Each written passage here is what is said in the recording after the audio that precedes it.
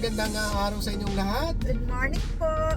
Nandito tayo ngayon sa may kahabaan ng Sumulong Highway at sakop ng Antipolo.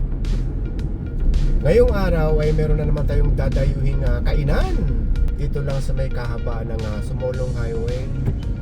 Itong Sumulong Highway, kaliwat kanan ay sikat sa mga restaurant dahil nga sa view. Ang pupuntahan nating restaurant ay itong Yellow Lantern. Marami ng mga restaurant dito, dikit-dikit. Ayan. Your destination is on the right. Oh, ito na pala eh. Ito na. Ayun, madadaanan yung Cafe Lofi. Tapos malapit na rin dito yung Kaulayaw. Sana. Sir, may ano ng jeep na yan? Papasok? Yan, oo. Ito. Yellow Lantern Yellow Cafe. Lantern. Malawak yung parking dito. Hi sir, good morning. Good morning.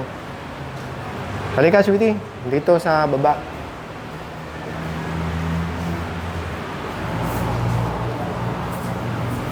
Ay, tama. Lantern nga.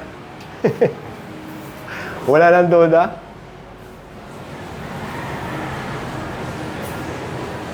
Oh, ito pwede magpa-picture. Sa entrada pa lang.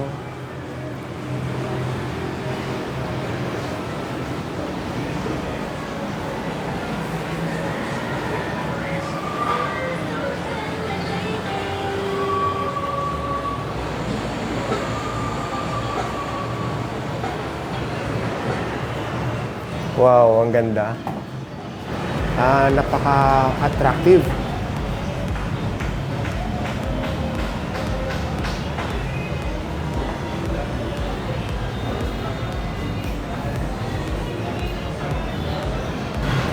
Okay rito.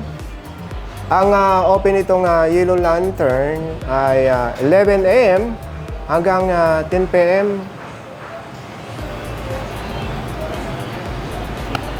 Tapos, mas maraming pupunta rito pagka hapon na dahil sa sunset.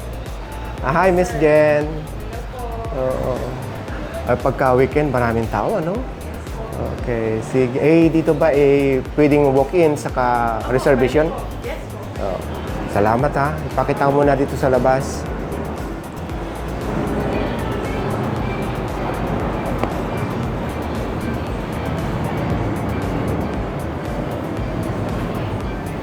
Oh, ayan. Ito na yung view.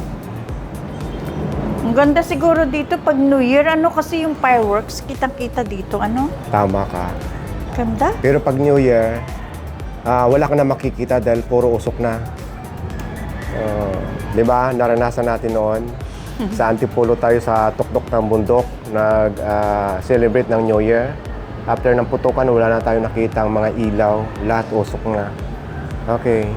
Tapos, magmula dito sa labas, ito, pasok tayo ulit dito sa pinaka-bar nila. Tour ko muna kayo bago tayo kumain.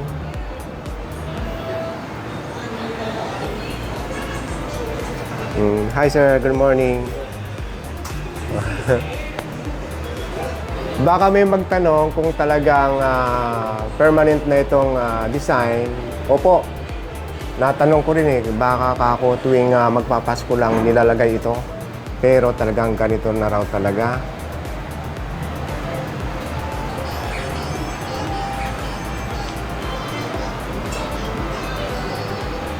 Ang ganda.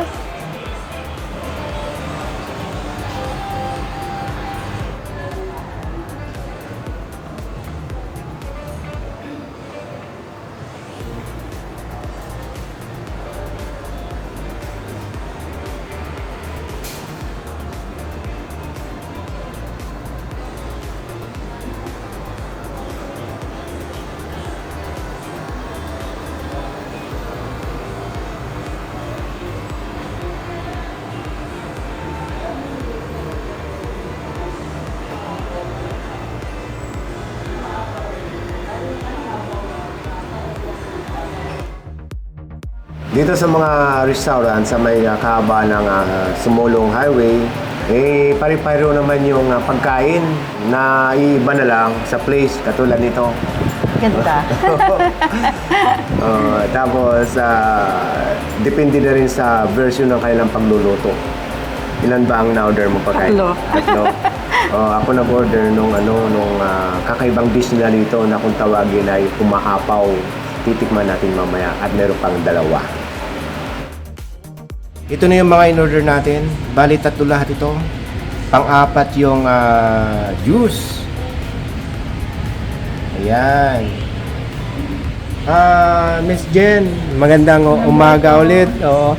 Tanong ko lang kung ano bang pizza ito.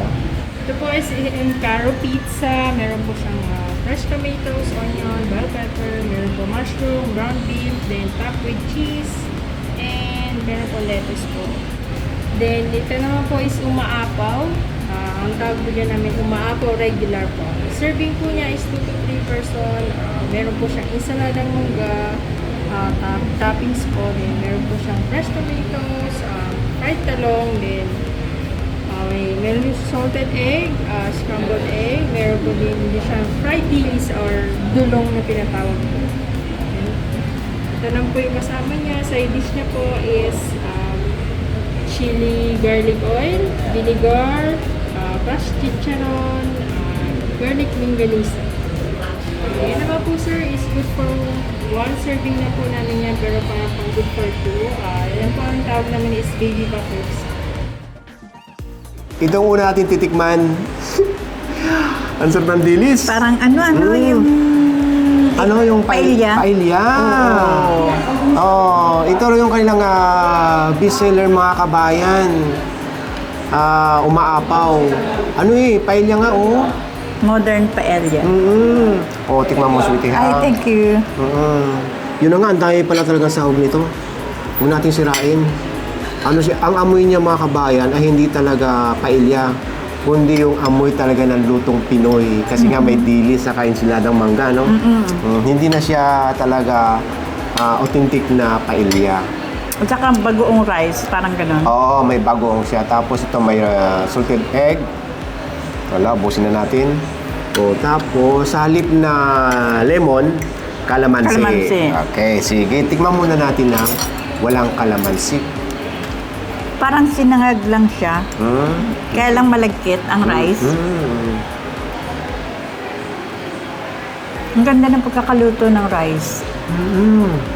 Kakaiba yung rice niya. Masarap. Para bang yung rice, ipinatong mo na sandali sa kawali nang hindi hinahalo. Para tumutong or masunog ng kunti yung pinakilalim. Yun ang exciting doon. Kaya crunchy. Naalala ko nung maliit pa ako, gustong-gusto ko yung sunog na sinaing. Di ba? Yung may tutong. Yung may tutong. Yun. Sarap yun. Yun siya. Kala mo yung basta, kung maano mo yung itibin mo, parang ordinary, pero ngayon ka lang makakatikim pala talaga nito. At sa kanila lang. Yung texture ng rice, pagka kinain mo, madulas-dulas. Na crunchy. Na crunchy. Ang lasa niya, manamis-namis na maalat-alat. Kasi nga may bagoong at saka dilis. May salted egg. Ito pa Tama. Panalo siya. Nagustuhan ko po. Tikman nga natin itong mga halong ito. Hindi ko na alam kung saan ito ilalagay. Yan. Ihalo natin. Yan. Sige. Tapos, halo-halo natin longganisa. Tapos, yung kanilang chili. Mga nga. Okay lang yan. Ito rin ang kasama Tapos, meron pang suka. Tama ba? Ay, halo na natin. Na magkaalaman na. Ang sarap.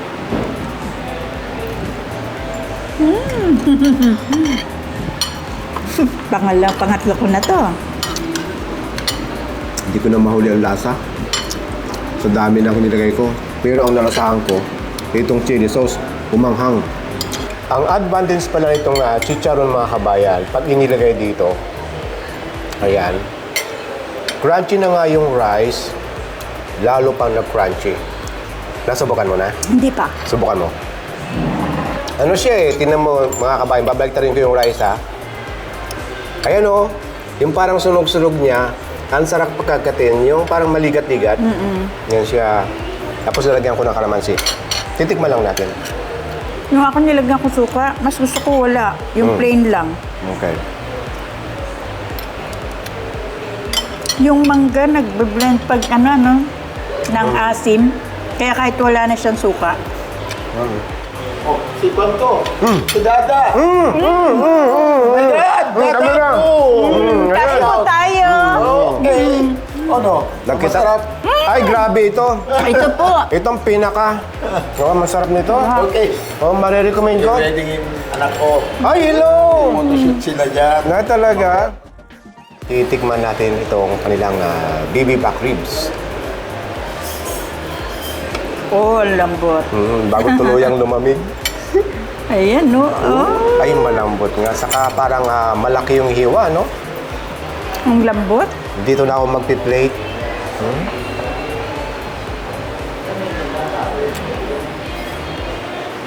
Sarap nito, may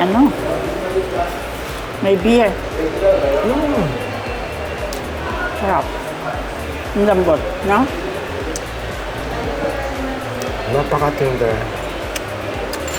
Super tender niya. Saka, hindi siya katamisan. Tamang-tamang timpla.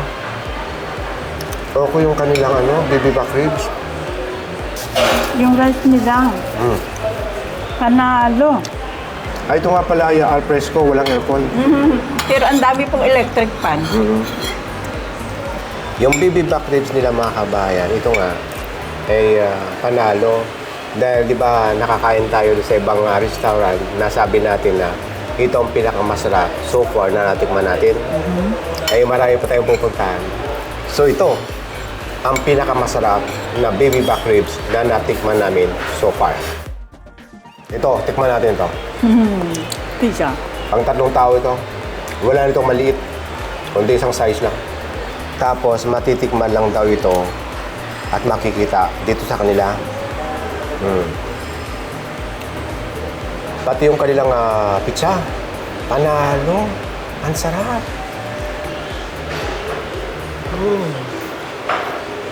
Kakaiba yung lasa ng pizza rito. Ang lalaki ng cut. Ilalagay ko na lang yung name nito sa screen dahil titignan ko mamaya sa resibo sa ating bill ang name nito para orderin nyo dahil masarap. Ang lasa niya kasi, yung cheese, ayan oh. Manamis-namis. At saka hindi matigas yun doon nila. Ang sarap kagatin. Manipis kasi. Ayun oh.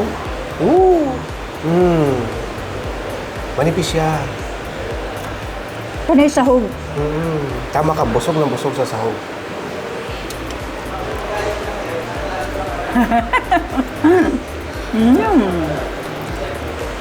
Ito yung klase ng restaurant na pwede mong ipagmalaki at pwede mong dali ng mga barkada nyo rito. Pwede mong i-recommend. At pwede nyo i-recommend. Antayin nyo yung menu, saka yung ating bill.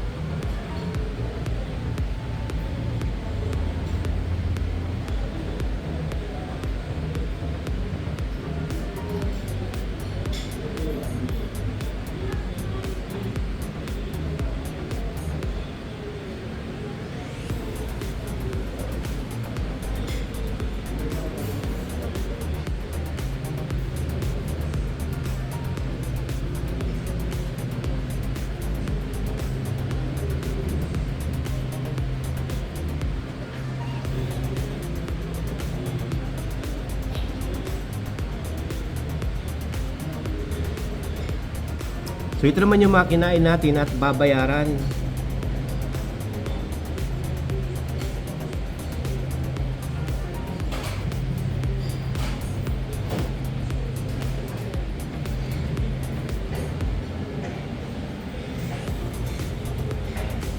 So ito yung babayaran ninyo pag wala pa kayong discount card. Ngayon, pagbigay sa akin ng OR nito na discounted na, ay mayroon ng bawas na 20% yan. Okay? Tara na!